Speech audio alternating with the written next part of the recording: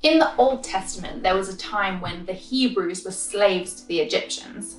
And the ruler of the Egyptians, called Pharaoh, started to get a little bit scared of the Hebrews and thought that they were going to rise up and break free, and he would lose all his slaves. So he set out a rule that all of the baby boys of the Hebrews were to be killed. And at that time, a lady had a baby, and that baby was called Moses. And she was so scared that her son was going to be killed that she put him in a basket, and she put the basket in the Nile River, which is a really big river in Egypt. She told her daughter, Miriam, to watch over her little brother and make sure that he was safe. While Miriam was watching over him, Pharaoh's daughter found Moses in this basket, and she took him to be her own son. She asked Miriam, who was watching over him, if she knew of a nurse or a nanny that can look after him and help her to raise her new son. And Miriam had just the person in mind, Moses' own mother.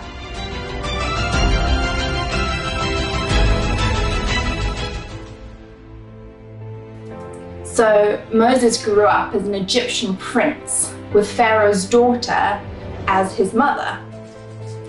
And he always remembered that he was a Hebrew, and he did not like the way that the Egyptians treated the Hebrews.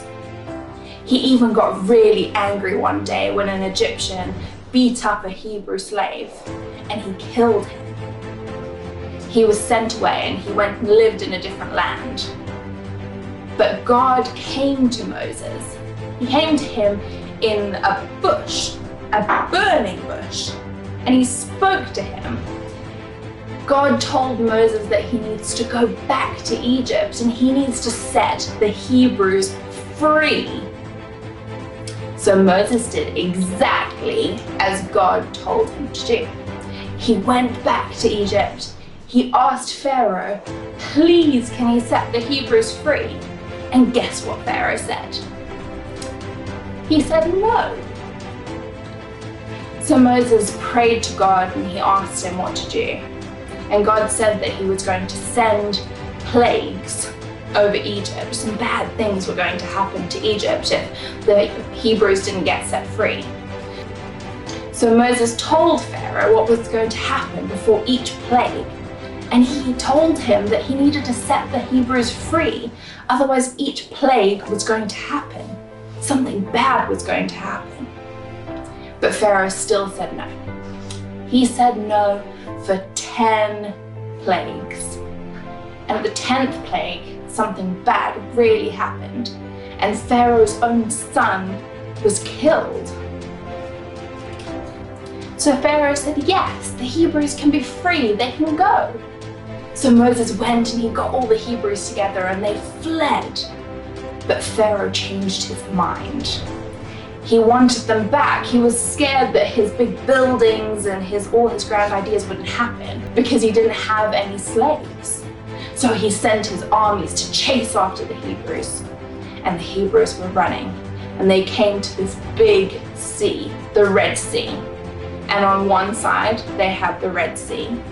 And on the other side, they had a big Egyptian army. So God told Moses that what he needed to do was to reach out his staff, his big walking stick, over the sea. And you know what God did? He parted the sea so that they could get away. They could escape. There was a big wall of water on one side and a big wall of water on the other side. But in the middle, there was a dry path that they could walk through. How cool is that? So they walked through the Red Sea. Imagine walking through where ocean used to be. That's crazy. And they walked through and they got to the other side. But the Egyptian army was chasing after them. And when they got into the path in the middle of the Red Sea, the path disappeared and the water came crashing down. And the Hebrews were safe on the other side in the dry.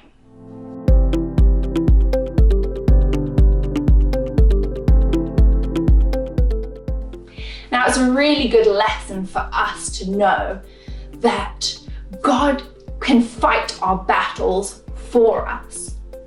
God told Moses what needed to be done. He'd put him in a position where he set the Hebrews free. He led them into their freedom.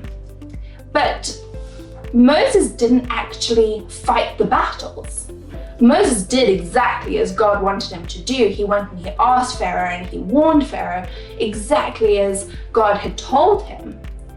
But God was the one who separated the Red Sea. God was the one who sent the plagues to allow Pharaoh to say yes to finally setting the Hebrews free. And God was the one who closed the path in the Red Sea so that the Hebrews were safe. God fought all of the battles for him, and God won.